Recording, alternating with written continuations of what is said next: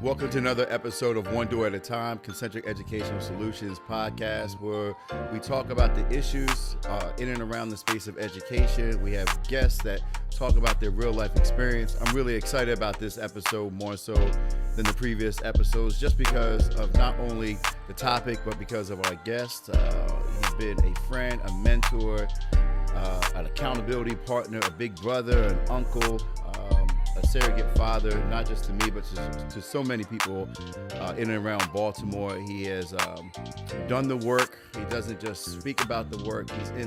He's on the ground every single day. This episode is called Dear Baltimore, and it will come about throughout the episode about why it's Dear Baltimore. And I just want to welcome my guest, Dr. Bundley, who I've known for over 20 years now.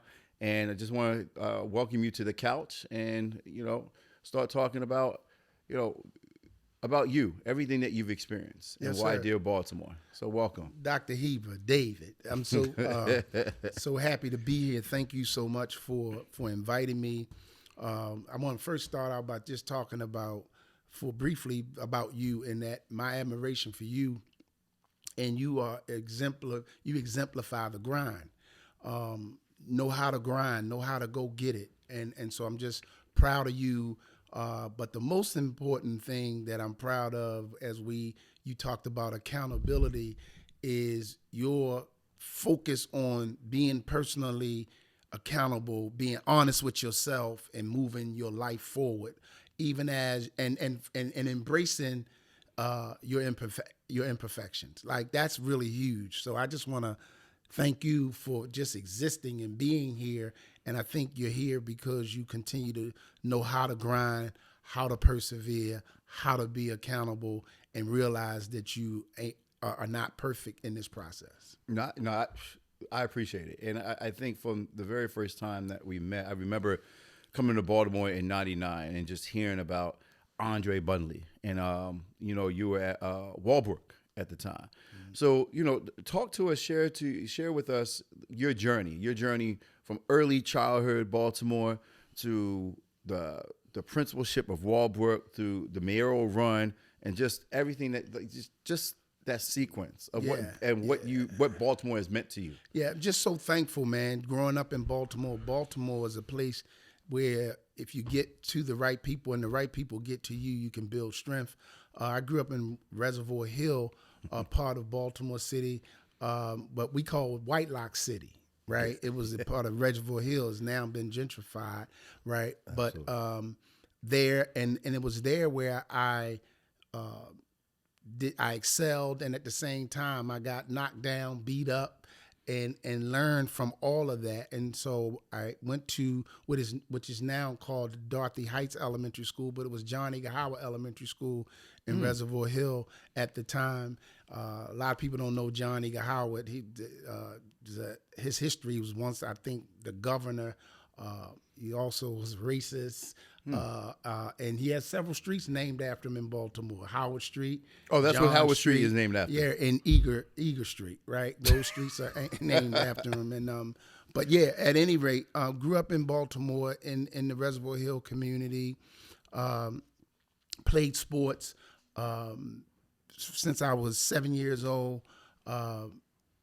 Went to Booker T. Washington Junior High School. Around that time, when I was while I was at Booker T, my mother died. I was 13 years old. Went into kinship care, foster care. Lived with all of my mother's brothers and sisters, and at this point, all of them are deceased now.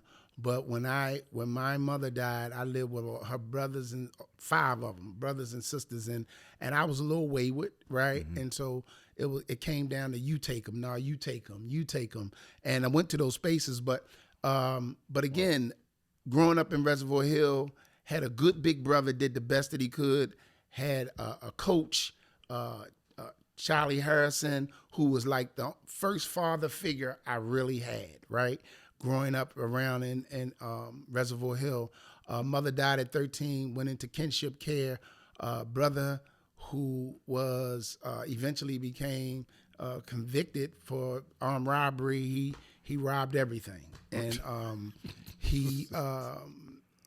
but one of the things, David, that what I love about my big brother is that my big brother unfortunately exposed me to the worst version of himself and everything that he did. But he also told me that if you do these things that I'm doing, I'm going to kill you. Right? And I believed him. My brother wouldn't have killed me, but he had a thespian way of making me believe that if I followed his footsteps, he would do something hurtful to me. Wow. And but when I really realized the love for my brother after my mom died, during his second prison stint, I visited him down at 954 Forest Street, which is now called the penitentiary. Always was called the penitentiary, actually. And he came up from downstairs. You have to come up from downstairs, and visited him that day. And he really told me, he said, look, he said, Shorty, you don't want this. He said, you don't want this, man. I need you to go focus, get straight, stay focused. He said, you know, and he remember bringing home my spelling tests, and I would get the ribbon on my spelling test because I was a good speller, right? He said that all that good spelling that you do in school, he said, man, keep spelling. Go make something out yourself. And my brother inspired me. He protected me. He was a protector around in Reservoir Hill, Whitelock Street. So as you were coming through, what was Baltimore like when you were growing up? What were the streets of Baltimore like? How was it? I was born in 1960. Okay. Actually, okay. And so I grew up in the 70s. Crack cocaine hit around the time of Ronald Reagan. Yeah. Right? Yes. And so they were selling crack and heroin. Yeah. Right? Heroin first, right? And so the heroin epidemic was there. And so Baltimore was a place where you could go either way. So you were seeing the transition of Baltimore through the riots. Absolutely. I remember okay. the riots in 1968. I was 8 years old. That's when Dr. King was killed, right, in 68. And I remember the white people who had not migrated, and most of them was from the Jewish community, who had not migrated to Park Heights by that time. I remember you could tell who was there because the white folk who remained, they hung up black rags or stockings or something black, saying that our black people live here. And I knew white folk lived in those places where they were hanging up black because they had not migrated from Baltimore at that time, from Baltimore City. And so, yeah, I grew up right there. I remember most of the stores were owned by Jewish folk at that time. Yeah, yes. Yeah. Good people. I remember black folk having to have we had did stuff on credit and on time. You know, you could go in and get stuff, right? And then they would pay. You had to pay your bills on time. The Jewish, the furniture stores, everything on time. The insurance man, everybody. You know, you paid on time. And so, yeah, that's the time I grew up around in Reservoir Hill, Whitelock Street. Because I remember when I first came to Baltimore, and then I moved from right on the outskirts on Rolling Road, and I moved into this moved into the city, right on Druid Park Lake Drive. And I remember running to the Y, and this is early 2000s, running to the Y on Drew Hill. Right. And always looking and admiring those brownstones and realizing when I was asking history of it, black folks didn't live in those big brownstones until they start cutting them up into those apartments. So let me tell you about the cut up apartments. So right there and I grew up in my mom moved here. I moved over on Callow Avenue, which is close to Whitelock Street, but I actually lived on Utah Place. Okay. I lived in the 2100 block of Utah. As a matter of fact, I lived in 2 apartments that they were once 4 homes, but they became apartments. I lived at 2219 Utah Place, 2nd floor, right? Then I moved to 2213 Utah Place, 1st floor. So you on the other side of North? I was on the other side of North Avenue, the first block. Yep, right there. The first block. It was the North Avenue, and then that block was the 2200 block, right? And I remember those houses, and some of the houses if you would walk up to the houses, you would see 6 doorbells. These were one-time full homes, but it was 6 doorbells because they had persons that lived on the first floor front, first floor back. Oh, wow. Second floor front, second floor back, third floor front, third floor back. So you had 6 families in what was once a house for a one full family. Wow. Right? And they broke those houses up. And again, for the most part, Jewish people owned those houses around there in Reservoir Hill, and we were paying rent to because they had moved out by this time. Went down. They migrated toward Park Heights. Out Liberty Road corridor. Right. Yep. So you're around 7, 8 years old. The riots hit. Vietnam, the vets are coming back. So now you got heroin, right? So now by the time you hit high school, it's the late 70s. So you're starting to see the crack.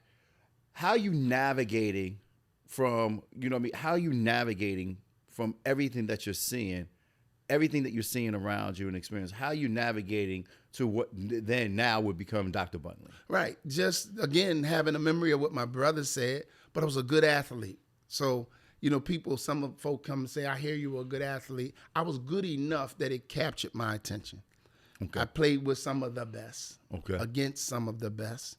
And according to, I never do much bragging about myself, but according to other people, I was pretty good, right? But I was good because Charlie Harrison made us good. We played at Johnny Howard, and you ask anybody about Johnny Howard in the West.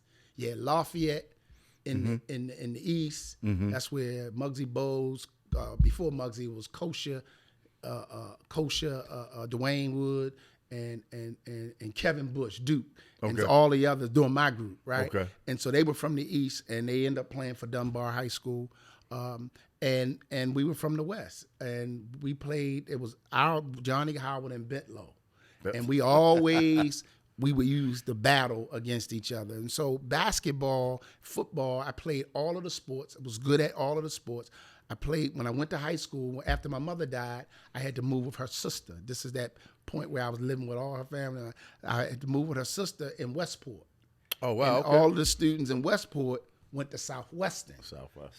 And so we had to catch the bus from Westport. It was a direct bus that would come from Westport up through Mount Winans, up Caton Avenue, around to Frederick Avenue to get us to Westport, and the buses would pull up in front of the school.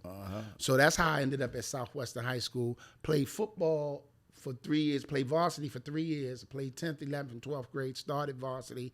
I started on all my teams, right? Okay. Football, played basketball my senior year, but I had grown up in Baltimore playing basketball, but I was riveted and focused. I said, man, I'm going to do something. I'm going to go pro in football. I was pretty good in both sports.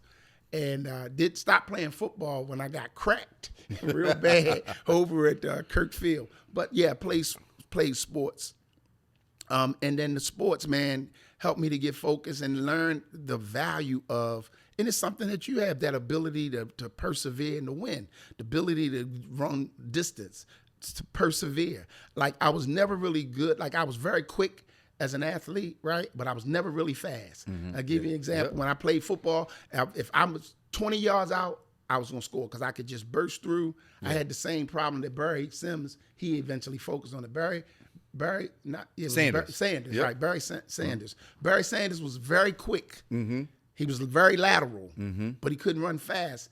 I think somebody said he went to speed school, but he eventually got faster. Yeah. Right? Well, I was like that. We could get there. 30 yards out, I was scoring. Yeah.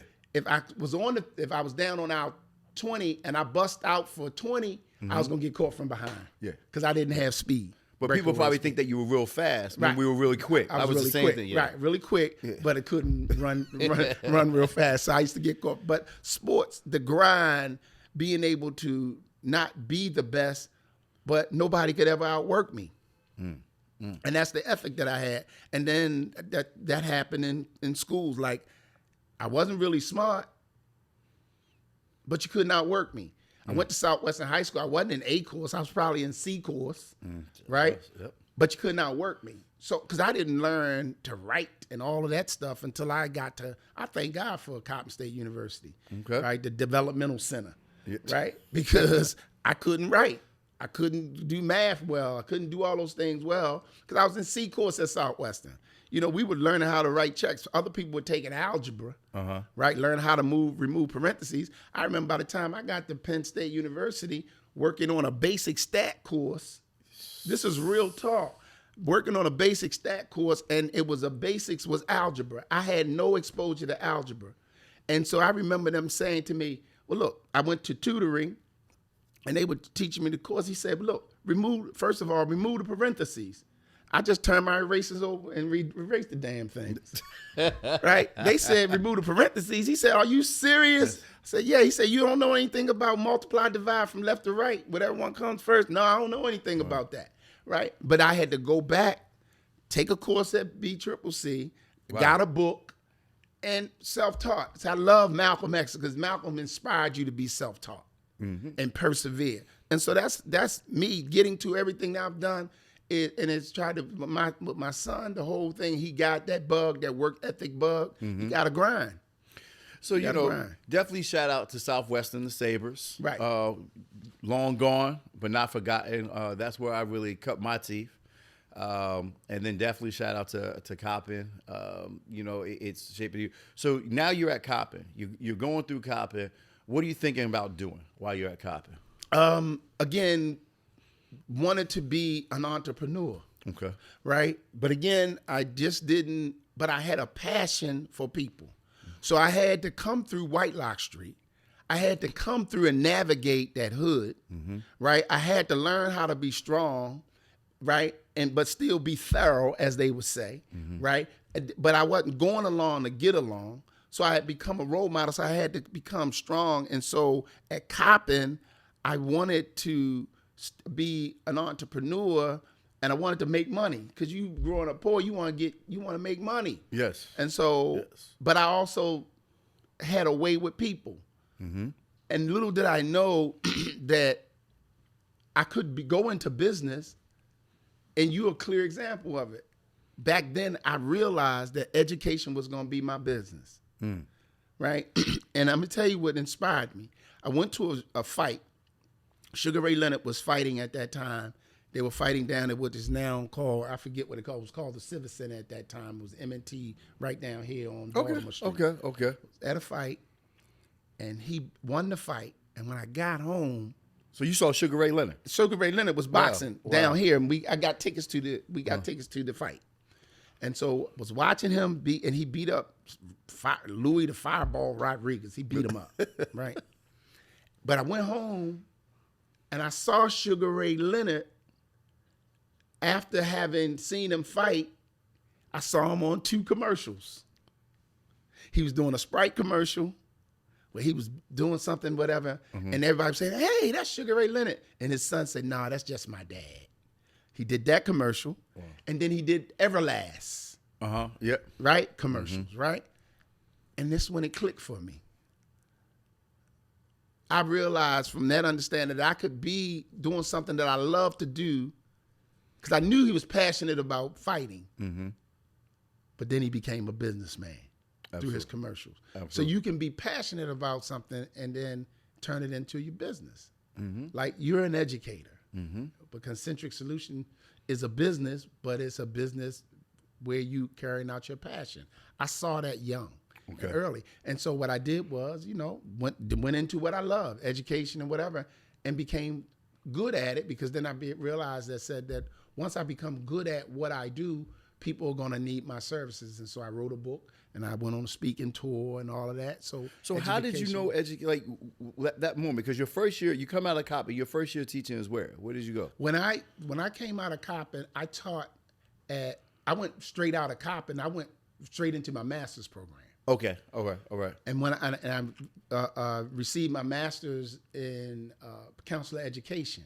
Oh, okay. And then I had to come back. And then I taught when I came back. So I was gone for a year and a half. Okay. Came back, and I taught at Montrose School for boys, juvenile boys. Yeah, where was it? Yeah, I don't know. That's out Ricestown. Okay. Right?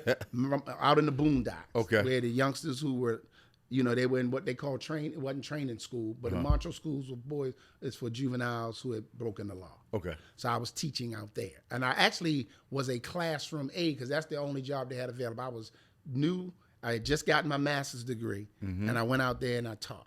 So I was a classroom aide, but teaching and doing that stuff, working with the youngsters out there. So I did that, and then I came back. The second year, I came back into Baltimore City, and I taught special education at Harlem Park. It was at Harlem Park. Wow. Harlem Park Middle School. And that's when it was all one Harlem Park, it was right? One they didn't. Harlem They Park. chopped it. They didn't break it up into yet. high school. It was Harlem Park. Huge. All Harlem Park Elementary School, and I taught in the middle school. I taught special ed. So now you're teaching. Then tell us like administration. Right. So teaching always had the passion, and had from the response of young people. I had command of young people. Young people listened to me. They gravitated to me, and for the most part, I knew them because I was them. Harlem Park is in 21217. Yeah. Utah Place is 21217. Yeah. Booker T is 21217. I was from the 21217. So I'm working in the 21217 with children that act just like I acted when I was in the 21217 at Booker T and at Johnny Howard. So, I mean, it was very familiar space. You know, I'm 20-something years old, early 20s. So I'm in a space that I know youngsters. And so...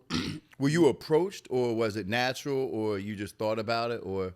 Well, I went to, when I came from Montrose, I went in and I interviewed for a position originally as a guidance counselor. Okay. And I got that job. Then I realized, I want to teach. And I tell you what, and the teaching was a little bit more, special ed was a little bit more money than being a counselor. Because I had this bachelor's degree in special ed, but I had just received a master's degree in counseling. Okay. But they were looking for special ed teachers, and they were paying like $5,000 more than being a guidance counselor. So I took the special ed job, because of that money. And so I was approached, and then I just got into school, started teaching, and started dealing with the youngsters inside the school, outside the school, going into my youngsters' houses, knocking on doors, being really committed to them and really caring about them. And I'm saying, not in school, and I would make my phone calls. Why Dwayne not in school? May he rest in peace. Dwayne not in school. But Mr. Bundley, because I wasn't Dr. Bundley then, because I hadn't gone back. I was still teaching, right? Mr. Bundley, well, I sent Dwayne to school. Oh, he hooking school, cutting school. Yeah, and I would go out, and I said, well, where he go? He hangs over his friend's house. I would be out in the neighborhood doing all those things. And so that was just my way. Okay. So now you're an administrator, right? Take me from being administrator to becoming the principal. Right. And how you end up at Walbrook. Right. Excellent. So the road to being a principal, okay, so I'm a teacher about at this time I'm talking, and now I go back to school because the program that I was in, I had to teach for 2 years. Okay. So this time that I'm talking about, this is the teaching. I had to teach for 2 years. Then I went back to Penn State University. Okay. And majored in curriculum and instruction. Okay. With a minor in administration, right? Because I had that leaning. I wanted to be an administrator. So I went and I got my doctorate degree, and I came back and taught in the classroom at Lamel Middle School. Yep. Which now we're a little bit out of the 21217, right? We're up by Mondawmin, so I think that's 21216, right? So I'm teaching there, and I stayed there for about a year. I'd gotten my I got my doctorate by then. I graduated from Penn State.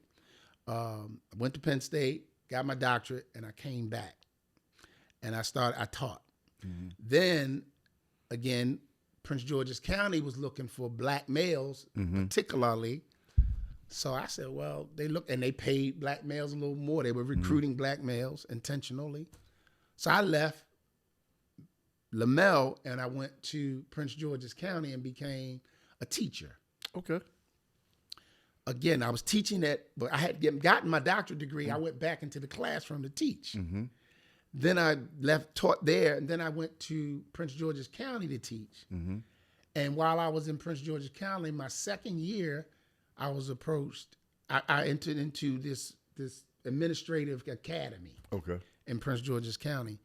And I went through the academy, and they brought on these principals that would be training us and this, that, and the other. And one of the principals said, well, how would you like to be an assistant principal? Mm-hmm. I said, yeah, I could do that. It was pretty good. I thought it was a good idea, and I became an assistant principal. In PG? In Prince George's County. Okay. 1 year. All right. Walter Ampray had become superintendent. Okay. He was the superintendent in Baltimore. And he was having major issues now back at the school where I taught. LaMelle or Harlem Park? Harlem Park. Harlem Park. So he said, I'd like you to come back in town and be assistant principal. We really need some help at Harlem Park. The children really need some, we really having major issues at Harlem Park. If you would come, I'm going to put a principal there, and I want you to be an assistant principal. Okay. So I came back to Harlem Park. They put Wyatt Koger there, as may rest in peace, as the principal, and they made me a unit principal. Okay. So I had my own unit, my 400 kids. Wow. Each unit, because Harlem Park was huge, right? It was 2,000 young people in Harlem Park. Yeah. So I had my own unit, Calhoun House, that's what they called it. And did that, stayed there for a couple of years. Walter Ampray was there, and then he sent the associate superintendent. They needed a principal. They were having problems at Green Spring Middle School, which is in Park Heights. Yes. Yep. Right? Oh, yeah. In Park Heights. And they said, I interviewed for a couple, and I didn't get it, but I interviewed, and I ended up getting the principalship at Park Heights. Okay. At Green Spring Middle School. And stayed there for 3 years. And then a youngster was pistol whipped at Walbrook. And they were changing Walbrook around, and they were trying to create these uniform services academies and all of that stuff. And they asked me if I would go to Walbrook and put the youngsters in uniforms and all of that. Walbrook was the first high school in Baltimore City where youngsters wore uniforms. I did that, and then everybody else followed. Okay. Right. And so I ended up at Walbrook after 3 years of as a principal at Green Spring Middle. I was elevated to become the principal of Walbrook. Stayed there for 7 years. And then, that's where I remember meeting you. So I'm coming into the system because what you do have, I believe you know it or not, but if you don't, you have a long line, a lineage of mentees, right? Formal, informal mentees that were introduced to you, looked up to, that you still reached out, that you are always accessible to, whether it be me, Marco. Just young brothers that looked up to you as an example. You held us accountable, always hold us accountable, still hold us accountable.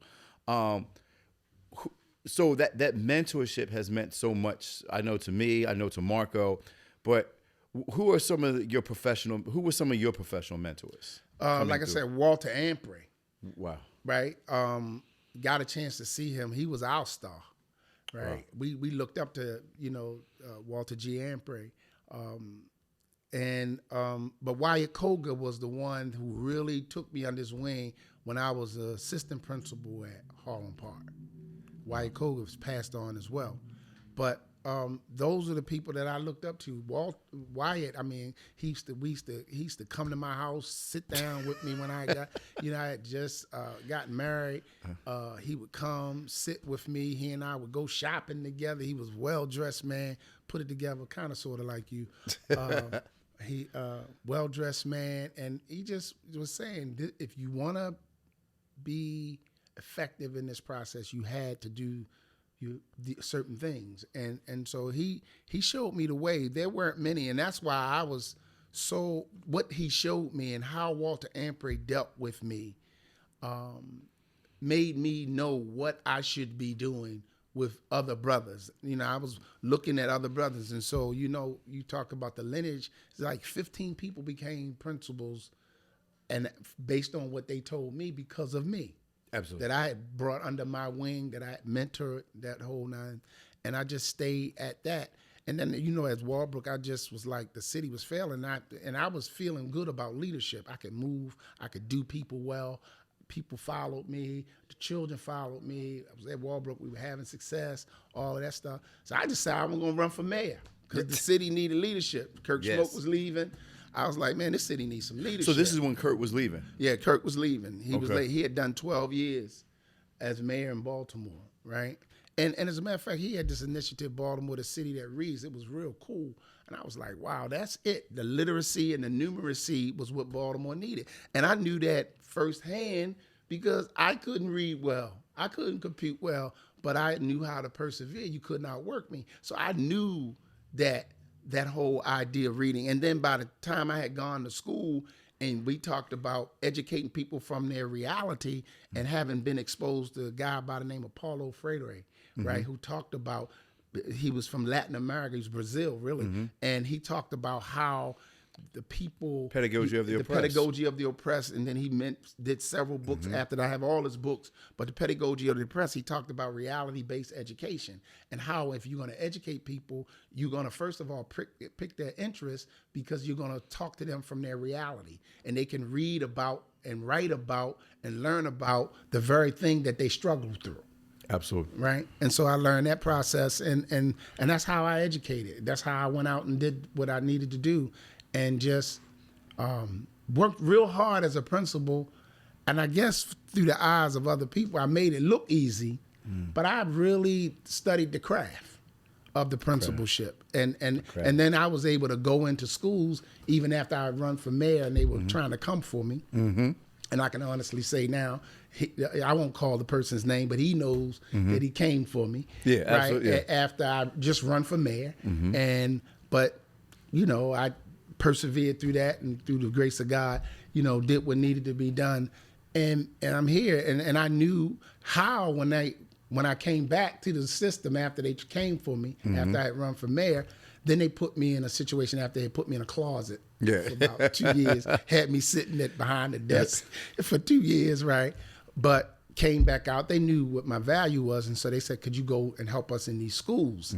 And I was going into these schools where principals were failing and having to support the school. But the only thing I didn't like about that is that they were firing the principals that they had hired but not trained. Yeah. Yes. Yeah. And I just didn't like that because it seemed like, well, Bundley coming to your school, it's over for you, like the Grim Reaper. So I had gone to several schools and taken over where they moved the principal in the middle of the year because the school out of control, and then they started using processes to train principals. Never invited me to ask me to do that, but that's another story. But that's, how it goes, right? But again, learning, being a grunt, on the grind, being in the midst of it, being on location, that really helped me begin to help other individuals and made that whole idea of leading schools my craft. A lot of moments stand out in my mind, but a recent moment is it was right before the Freddie Gray uprising. I remember I had saw you at Douglas, and you had walked across to Madama, and just everybody just stopping you, like students, parents just stopping you. Hey, Dr. Bundley, Dr. Bundley, Dr. Bundley, and just that authenticity that you have. To me, that is what Baltimore is, right? And like no bullshit, you embody that. Is right. That. If I'm need to be held accountable, you don't sugarcoat it. You will say, David, you're fucking up. You will be very, very, very raw, but it's very unconditional love. And, that is what Baltimore has meant to me. Baltimore has seen my ups and my downs, my scars, my imperfections, my slip-ups. It's been there, nurtured me back to life, not just as a city, but the people that embody it. And, when I was thinking about, what does Baltimore really mean to me, the systems, you know what I mean, will come and go. People who drop into Baltimore will come and go. They will use it. There'll be parasites to it. Right. But the people like you, like Roger, just so many others that embody the spirit of what Baltimore means. If you could summarize what Baltimore has meant to you and means to you, what would it be? Right. Baltimore is a place if you're thoughtful and you understand and you get to know people, Baltimore is a place and build the right relationships, because Baltimore is a place where you have to do relationships. Yes. Right. And know relationships and know who's who. And that's all people. People from the bottom to the top. People who we say who have gone to prison, people who have done things and who have come home from prison, and people who have were once at the top and they stole something and all of that and come back. You gotta know all people. And you gotta have unconditional care and concern and love for all people, right? Baltimore has meant that to me. Baltimore, the brothers in the hood nurtured me. My big brother first, but then it taught me how to give back. Like I said, my first father figure was Charlie Harrison. He was my basketball coach in elementary school, right? In the recreation center, John Eager Howard Recreation Center. So, I mean, it's a place where the children that you talk about the youngsters acknowledge me and the parents and all those things, where you genuinely love the children, they'll love you back. So I've been blessed. Like we talked about the school system. Man, I worked in Baltimore. I worked out 1 year outside of Baltimore, 2 years outside of Baltimore. Most of my life has been in Baltimore, right? And I went to work every day. And I ain't work a day in my life. I've been blessed to retire from the Baltimore City Public Schools, and now I work in the Baltimore City government with the same stuff. Work hard every day on the initiatives that we need to have. We're working on the Squeegee initiative right now, where we now are trying to help people understand that our children are worth more than having to squeegee. I know the history of squeegee because while they squeegee, I sold candy. Yes. Right? Everybody had a hustle, right? But the squeegee hustle has become dangerous. Yes. It's unlawful. It's confrontational, and it's staggering for our young people. The time that they spend out there, they gotta know their aspiration to be bosses, but they're impoverished financially, that's a quick hustle, but it's also a staggering hustle. And then some of them squeegee and are really, really good and adept, and they're gonna turn out of squeegeeing. Okay. But most of them aren't. Yeah. Because you gotta have some other assets, and those assets are literacy and numeracy skills that help you to become that boss that has become fashionable, but it's a preparation to be a boss. To be you, you gotta prepare.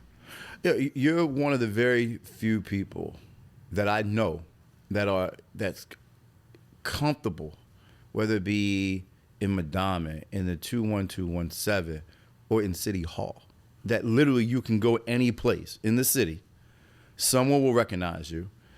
You don't have to contrive who you are. It's authentic. They connect to you. And not just having the soft skill set, but having the hard skill set to move people.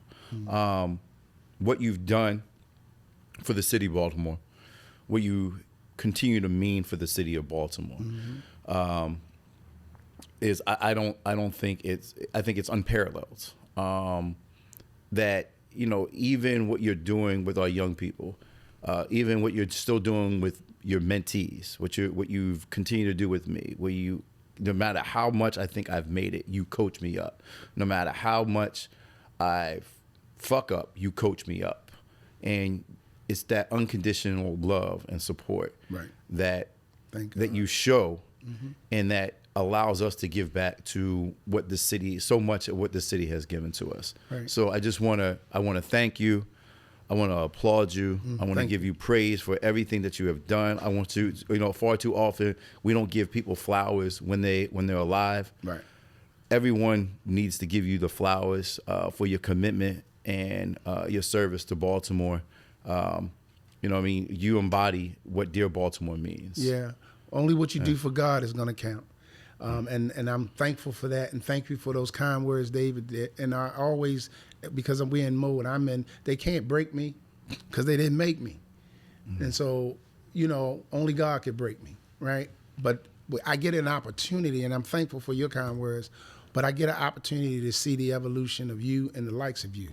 So thanks for having me. You're welcome. Pleasure's been ours. I want to thank you for tuning in to another episode of One Door at a Time. Dear Baltimore, I love you. Thank you for everything you have done in my life. Until next time. As always, you can catch us at Concentric.world.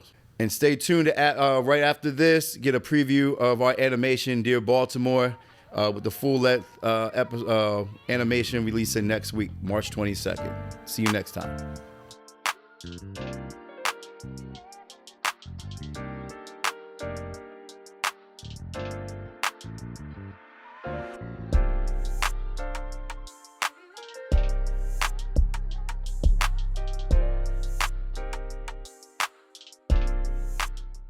Dear Baltimore, we met in 2000.